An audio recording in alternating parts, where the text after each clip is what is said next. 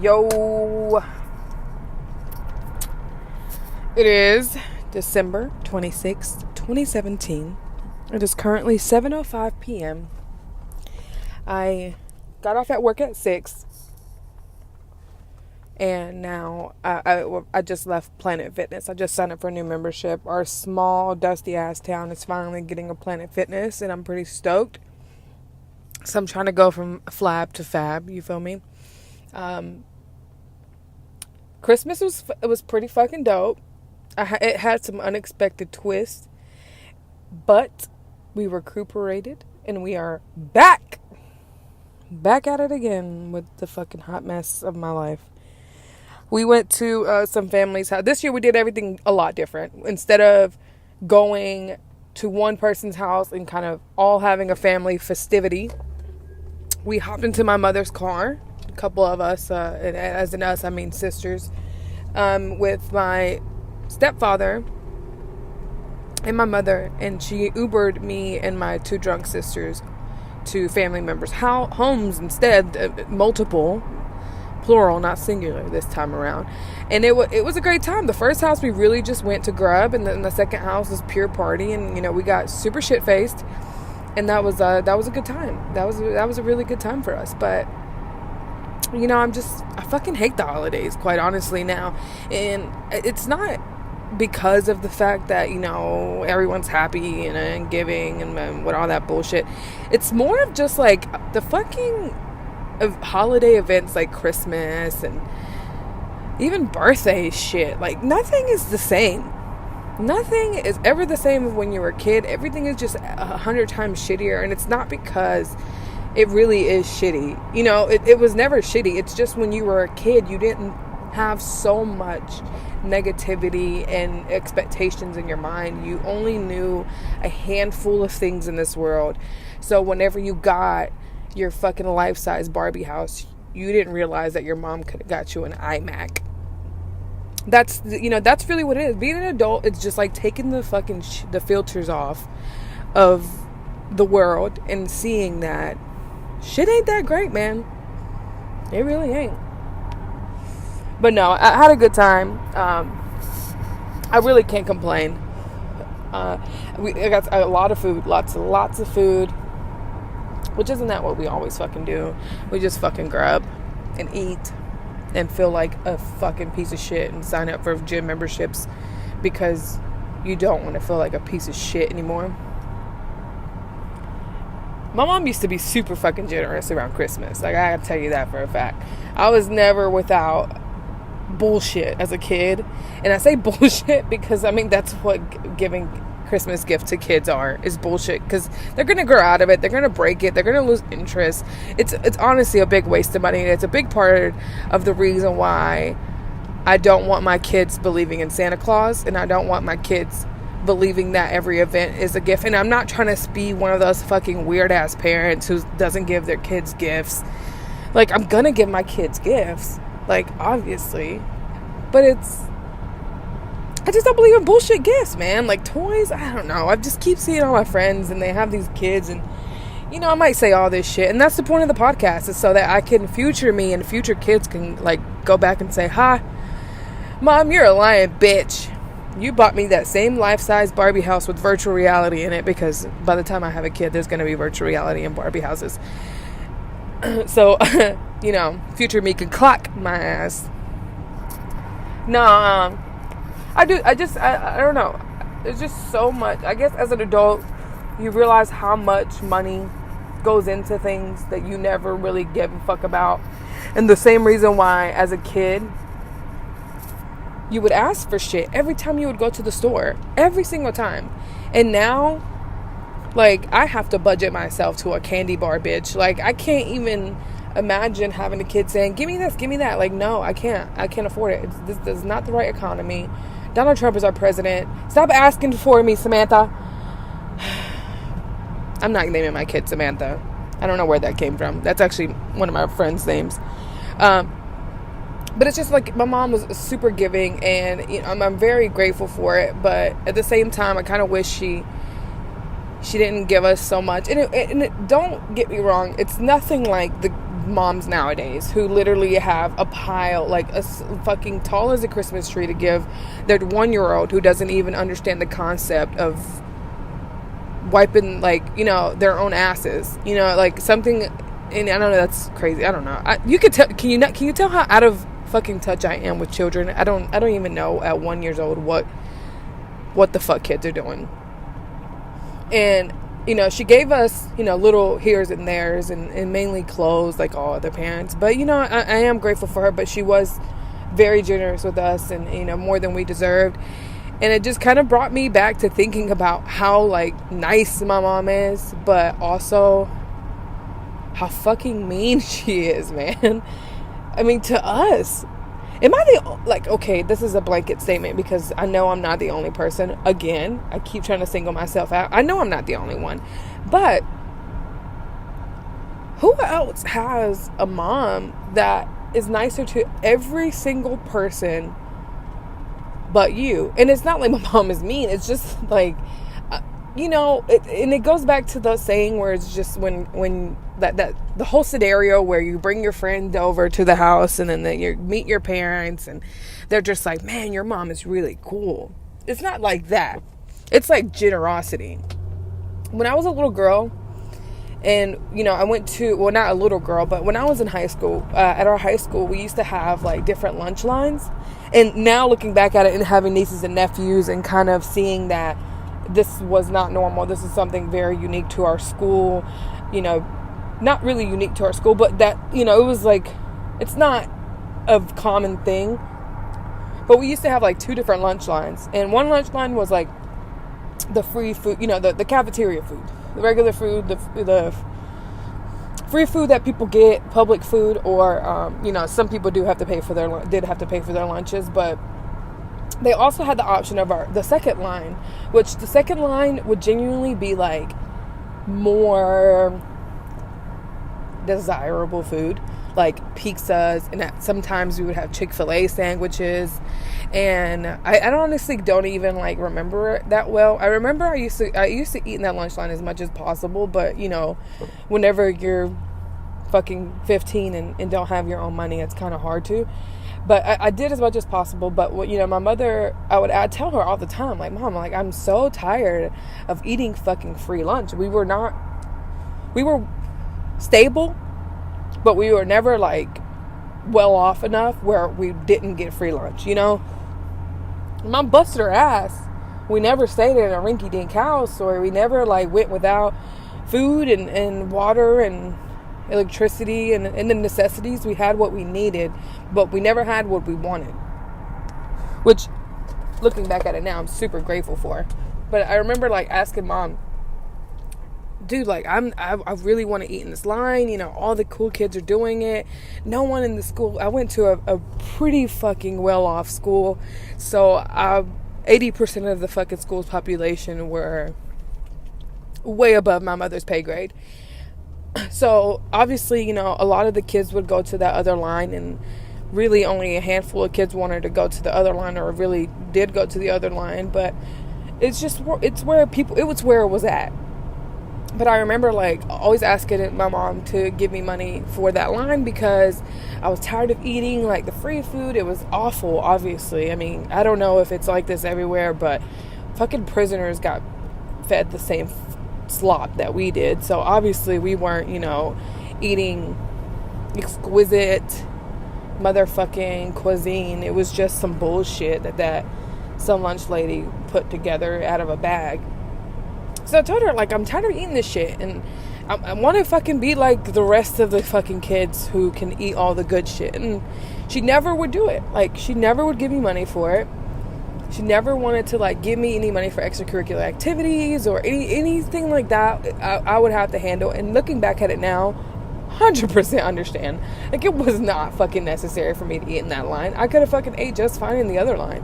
I was just being a fucking snobby little cunt, and just, that's just what I thought I should do. But it just, like, blew my fucking mind growing up that my mother wouldn't even, like, give me fucking $7 a day, which, looking back at it now, holy shit, that's like That's a shit ton of money a year, a whole school fucking year. So I understand why she didn't, but it's just kind of like I didn't gather it in my mind why she couldn't just spare $7. And what made it worse is that my mom is so fucking generous to strangers. Guys, when I was in high school, well, I believe it was like right out of high school. I can't remember. It was when I first met my husband. Whenever all of her kids moved out of the house and we all were just kind of like finding our own footing in the real world, I remember like going back to my mom's to just like visit her and finding out that there was like a new man living in her house, and she was with my I believe she was with my stepfather at the time, which they didn't live together quite yet, but I remember she was with my stepfather. And, you know, it wasn't like a sexual thing at all. Like, I don't know why I even said sexual, but it wasn't like a relationship. And at first I was like, who the fuck is this random guy? It turns out, fucking listen in. It turns out my mom went to a soup kitchen and found this man, heard his story, and found out he was homeless. He had been homeless for some years and he just had nothing. So my mother brought him into her home and fed him and clothed him and cleaned him up. And we all thought she was fucking insane.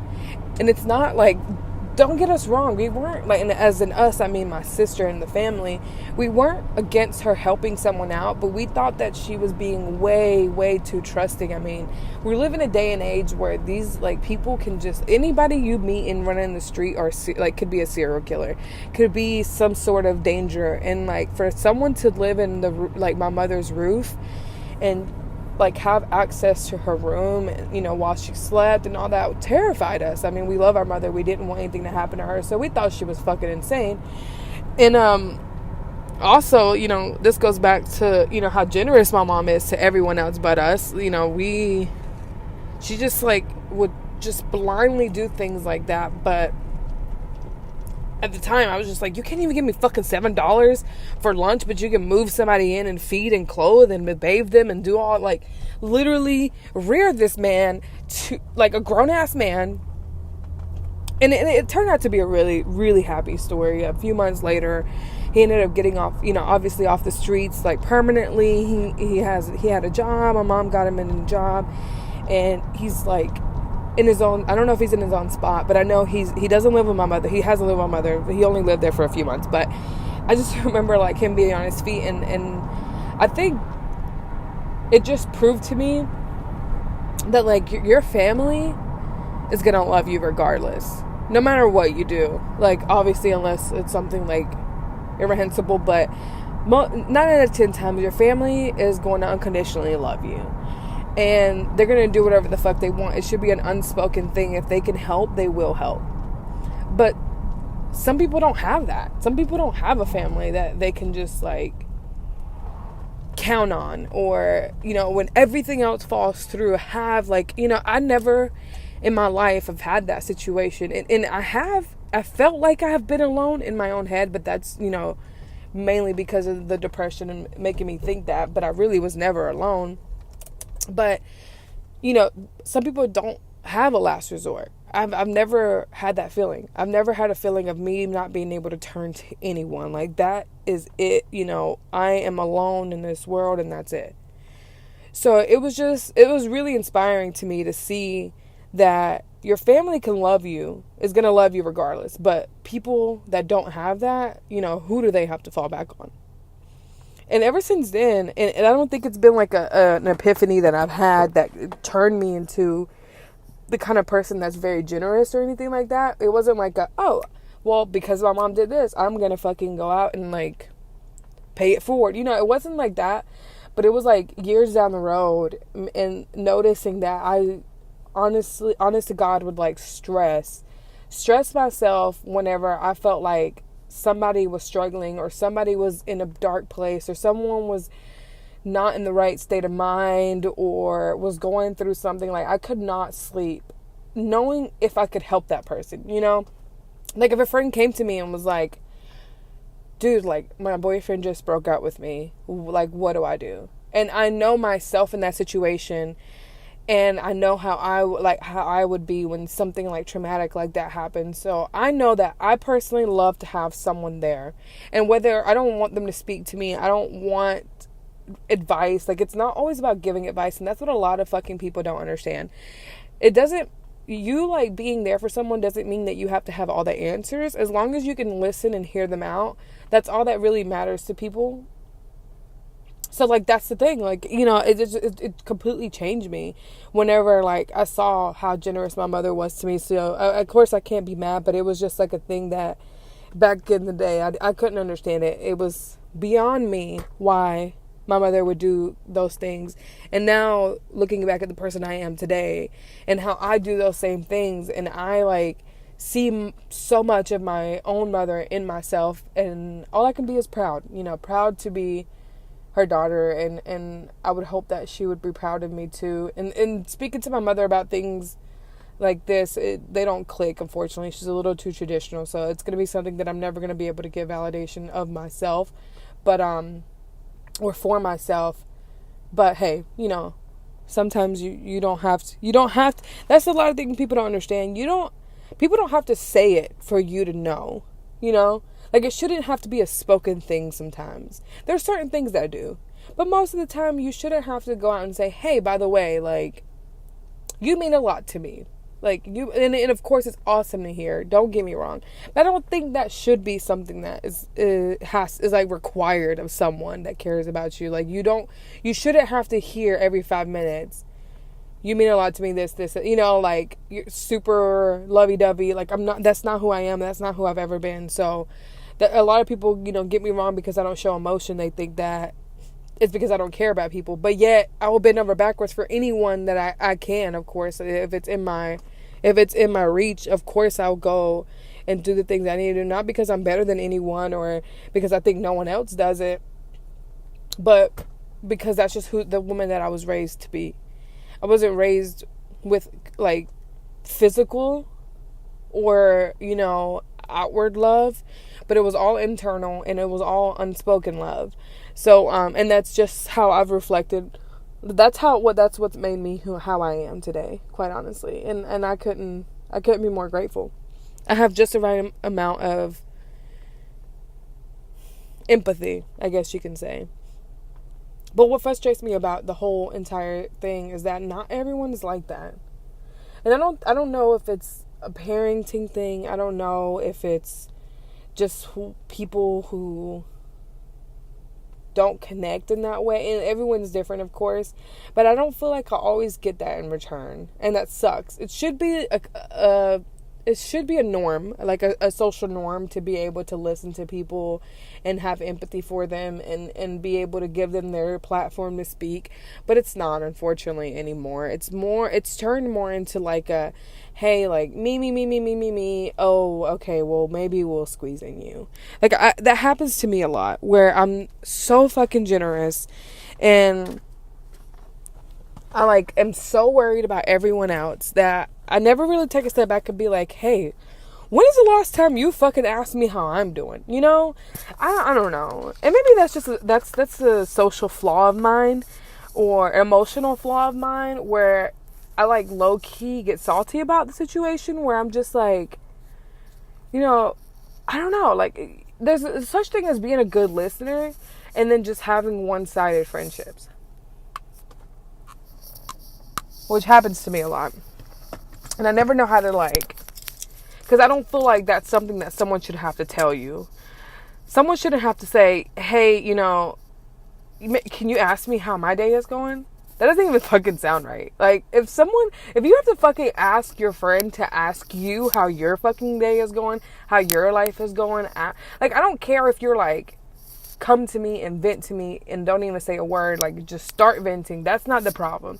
The problem is being done with your venting and your conversation and having me, like, you know, put the 2 cents, being there for you, and then just, that's it. Like, after that, it's like emotional shut off. Like, maybe I give the people, maybe, I don't know, maybe I do it to myself. You know how they say nice people get nowhere, and Like, being nice gets you nowhere. And, you know, like, if the tables are turned, would it be the same way? I feel like that's where, like, I'm too nice. Like, I'm too friendly, where, like, people just feel so comfortable enough that they don't feel like they have to emotionally be there for me. Or they, maybe because I don't have like, emotions. And I do, no, don't get me wrong, I'm not going to say I don't ever cry or get up, like, angry or anything like that. It's just, I have my emotions so much in check that I think people think I'm more stable than I am. And quite honestly, it truly just comes from being depressed for so long, but not wanting to talk about it. So just being really, really, really good at pretending that nothing is wrong. So, like, you know, it gets to the point where you're, like, screaming inside your own fucking head. Like, why do you not see me, like, fucking gasping for air? Like, how can you not see it all over my face? And it stems off of that, honestly, where I feel like I've always just felt like that's why I never connect with people where they, like, feel that way, where they feel the need to ask me how my day is going, and you know, I don't know. Like I said, maybe I just do it to myself. Maybe people just think, hey, like, Karla has it all fucking together, so why should I ask her about her day? But that's not how it should be. And I feel like I've only had, like, one person in my life who was ever able to do that for me. And not that no one has ever asked me how I'm doing or anything like that. I'm not trying to throw anybody under the bus or any of my past friends. Like, I can't, or, like, current friends. It's not like that.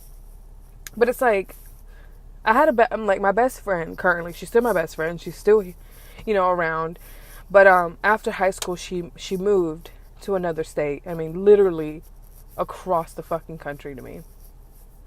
And she was, I feel like, the only person on this earth who, if she was, like, when we were in school, you know, she would eat, sleep, and breathe caring and, like, genuine concern for people. And, like, I felt like I feel like she, you know, I saw the things that my mother was doing, and I feel like being friends with her, both of those combined kind of made me the generous person that I am today. But it's just my best friend had amazing parents. I have to give it up to her. Her parents, dude, oh my God. They are the best parents ever. And I'm not bashing my own, or I'm not saying that my mother didn't give me what, you know, her mother gave her. But they raised them right, man. They're all, like, my best friend and her sister and her brother, they're fucking great. They're great people. And they genuinely care about you. And it's like, you don't even have to question whether that person's there for you.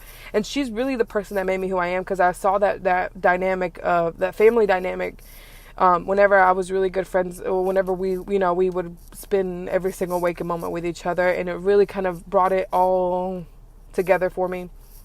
And it's just like, she's the only person that I've ever had that would never, like, tell me what's going on with her. She always wanted to know what's going on with me. And then she'll kind of talk about herself. And it's like, it's the only time I've ever felt like it was two sides. And, you know, I don't know. And maybe I just can't get over, like, how much I miss her. And that's why I think about the flaws of other people. And I know it's not right. It's not right at all. And I can't say that. And I have people that I've graduated with that still live in town, still live nearby me. But it's like, she's the only person that I wouldn't say want, but she's the only person that I don't feel like I have to go out of my way to see or to want to care about me. I feel like a lot of the people that I was really close with in high school, they're either have their families now, and I'm married. I've been married for about 3 years, been with my husband for about 8, going on 9. So it's not like I don't have a family. I just don't have a child. And I feel like it makes a difference. It absolutely does. And not in a negative way. I just feel like there's different tiers of maturity in your lifetime. And I haven't hit that tier yet. Like, I haven't had to care about a person more than myself and my husband.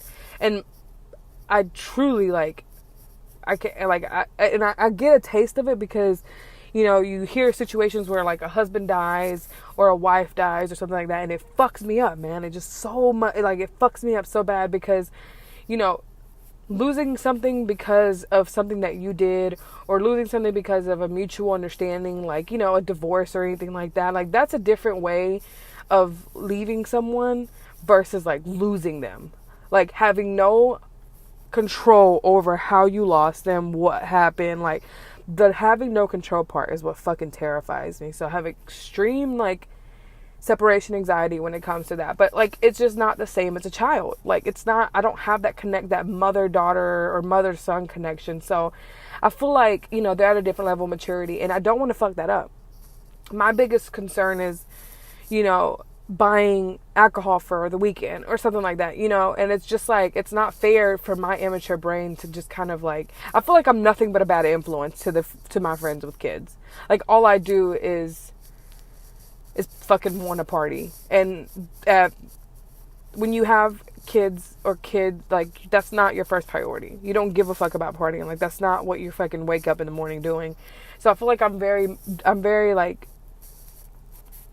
disconnected from those friends. So I don't want to really like go out of my way. I just kind of enjoy watching them live their lives and watching them through social media, and I'm happy for them. I genuinely want nothing but the best. But it's like, you know, I can't go out of my way to the people that I was close to before. And it's like, the only other person that doesn't have a kid that lives here that I was really, really close to is in, you know, she moved, which is a fucking bummer. But, you know, we're making it work. We talk all the time. You know, I'm a shitty ass friend compared to her, but she still keeps me around and she loves me, I think. It's just, fucking holidays bring back a lot of shit. Some good, some bad. I'm going to go ahead and cut this one off a little bit earlier than my last ones. Mainly because I just wanted to talk about those things and get those off my chest, because they were bothering me. And I just, now that I have this podcast, I think about shit and I try to hold it in so I can talk about it on the cast, so that I can have something to put into audio and kind of reflect on. So that was really my main thing about Christmas. New Year's is coming up. We're going to spend New Year's together as a family now, so maybe I'll do a podcast after that. And then we'll see how it goes. But have a great night.